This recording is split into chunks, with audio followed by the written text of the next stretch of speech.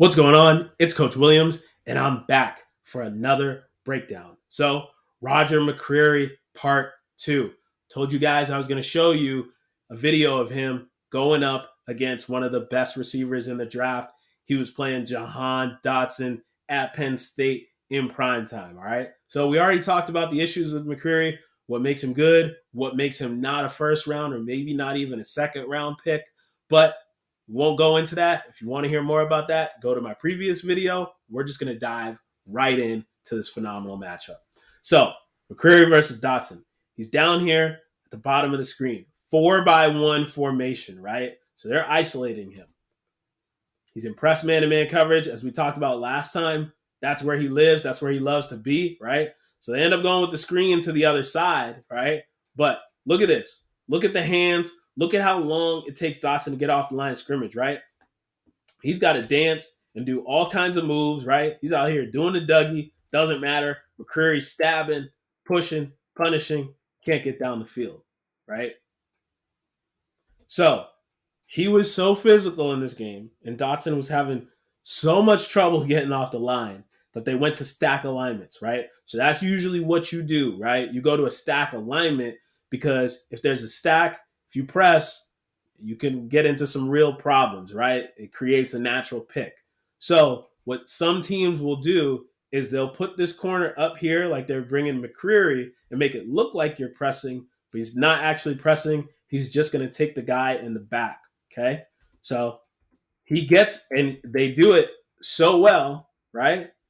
And they believe that they're going to get pressed or whatever, right? And he's shocked that he's getting a free release, that it gives him the ability to actually press Dotson. So now he can actually press him, right? He gets into him, right? Forces him to take a wide angle to the sideline, right?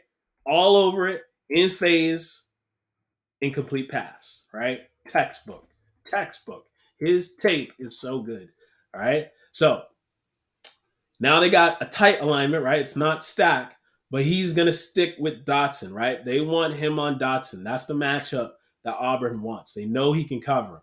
So what they're going to do here is they're going to try to run a pick, right? So Dotson is going to go underneath, and they're going to try to get this linebacker to bang onto him and have to have him run through all the traffic. Then Dotson, we all know Dotson's a really good route runner. Instead of angling this and going all the way across, because he knows McCreary, he's watching tape, knows McCreary can go across the field with guys, he squares him up, right, to try to get him to start to move back, to give him some extra space. Well, McCreary squares him up. Usually, most people, if you square up like that and then he breaks it to the inside, you're going to be in big trouble. Doesn't matter for McCreary, right? He's in good position, tight, sticky, man-to-man coverage, man. This dude McCreary can ball, man. He might not have an NFL body, but the dude can play football, all right? So, showing you this play because they're actually in zone coverage here, right? Dotson's at the top of the screen. McCreary's over here, right? So, I keep giving McCreary praise, but this play, Dotson gets him, all right? So, what ends up happening is they're in zone and they're running mesh, okay? So, he is supposed to protect out here, right? He's supposed to protect everything to the outside. These guys are supposed to be inside defenders. Well, they turn and go, both of them turn and go to this guy. One of them should be covering him and allowing him to stay outside here. But he jumps up because they both vacate the area. And Dotson, back here, we saw, comes across the field, sneaks behind, gets a nice, easy touchdown, right? So the thing is with this play, it's very unlikely with this defense that McCreary was going to be able to cover him out here. But the thing is, if he ends up staying where he needs to be and staying out here, the quarterback is going to have to loft this ball much higher. It's going to give all of them more time to try to make a play on this football. So him getting sucked up here ends up giving up this touchdown, right? So that's why I put it on here. All right, so now, again, they're in zone coverage, right? So this looks like cover 3 to me, right? And they just run a simple out route here to Dotson, right? Off coverage, out route, it'll be a nice, easy completion. Yeah, but McCreary says, I'm still going to bring it. Nice, good tackle, right? Nice, good tackle right there, all right? So Now, this play is not McCreary versus Dotson, but you know on this channel, we like to talk DBs. We like to talk technique, all that good stuff. They don't run a ton of zone, more man-to-man coverage, so you don't really see him very often be the force player. But this time, they're running cover two, and he's going to be the force player, right? So it's run. He reads it.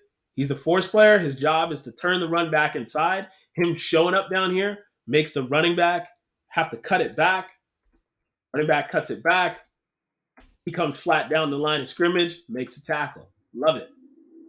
So, next play, all right, we got McCreary at the top of the screen with Dotson, off coverage, and then they just throw this in-breaking route in here, right? Nice, easy completion. So the thing with this one is I don't know what the coverage is. It looks like it could be man, right? It looks like it could be man-to-man coverage, right? Because they're sending this guy out here to the flat, right? So, and then down here at the bottom of the screen, we can see he's in press, right? So if they're in man, usually he doesn't do this. Usually he presses, right? He'll usually be pressed. Or if he's in off man, he'll backpedal, right? He won't get into this half turn. So I don't know exactly what ended up happening on this play, but that half turn is really what gives things up here. Usually he's much better. He's on the line of scrimmage. He's going to press this guy, not let him get off. It's going to be an incomplete pass, but it is what it is. So last play right here, okay? So we got him at the top of the screen with Dotson, okay? Again, they go to that 4-by-1 formation, right? They come back to it. They went to that play early on in the game because they wanted to see and feel things out, whether or not they were going to be able to complete a ball here. But now they just decide to go with it again, even though McCreary has been giving them that work. So press man-to-man coverage. This is where he lives, right? Good job. No false steps, right? Nice balanced feet. Andrew Booth Jr. needs to watch some of this tape, right? Good hand, right? Gets that hand on, right?